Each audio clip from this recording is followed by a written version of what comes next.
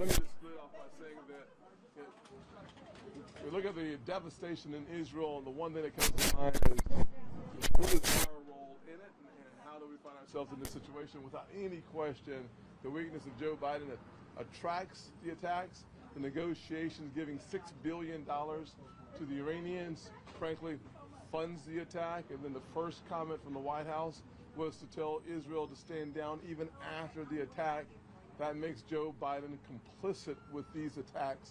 There's nothing else I can say other than the evil that we're seeing brought to the people of Israel has to have a swift, clear, decisive response. We've seen very quickly Netanyahu's response is to have a complete and total, basically stopping resources from coming into Hamas. I think that's the first step.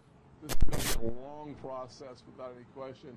We should make sure that there is no daylight whatsoever between the United States of America and Israel. The only way to do that is to stand firm and strong, and to also be thankful for the $30 billion of military assistance that we have sent to Israel over the last 10 years. They have the power, the authority, and the resources to frankly wipe Hamas from the map, and we should stand shoulder to shoulder with them.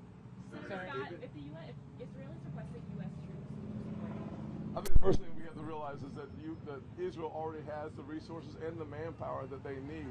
We should, and I suggested on Saturday, that we move the Sixth Fleet into the Mediterranean. I'm glad that we did that. It's a show of force, number one. Number two, puts us in the best position for humanitarian assistance. And number three, as it relates to the American hostages, I think having our special operation forces prepared to be of assistance is going to be helpful. We should also recognize, though, that Israel does have the resources and the manpower to deal with this conflict themselves. We just need to make sure that they have the backing of the United States to keep Hezbollah from wanting to engage in this conflict. Senator, given the situation in Israel, do you think Senator Tommy Tuberville should lift his hold on military promotion? Well, frankly, that hold was broken already. The first step was. Number two, the fact of the matter is that we have a lot of issues in our military, one of them being unfocused. One of the reasons why the military has been unfocused is because under the Biden administration, we've allowed for social experimentation, whether it's mandates or gender issues or abortion policy, to seep into the soil of our military. What they need and what they deserve from the commander-in-chief is someone who's focused on lethality and bringing our troops home safe. That is one of the Reagan doctrines of peace through strength.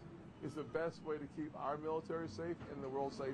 Senator, you're polling in single digits in Iowa, New Hampshire. You're a finance chair. I said South Carolina. Is South Carolina do or die for your campaign? Well, today, dealing with Israel is the most important decision we can make. Tomorrow, I think we'll get back on the campaign trail and continue to work in Iowa, New Hampshire, and South Carolina.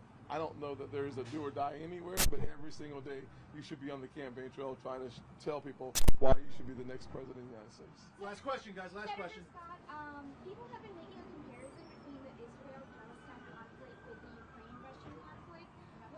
What's your response to that? Well, I think the fact of the matter is that weakness from the American presidency does invite conflict and chaos all over the world.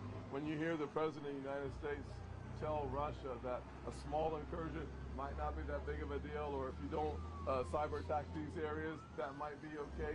That kind of weakness that allows for this theory of appeasement to permeate. Appeasement is the fastest path to conflict, and we're seeing that with Russia and Ukraine.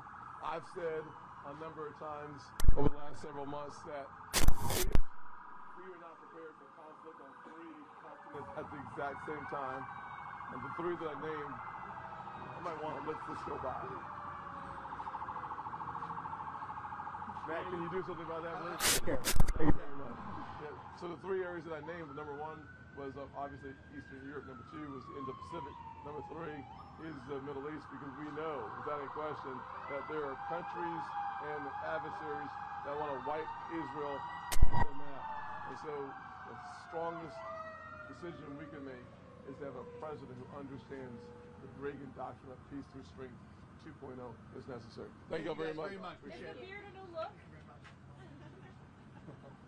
Last time was football, this time is the beard. Questions, does it work for you? Is it okay or? Appreciate it. yourself?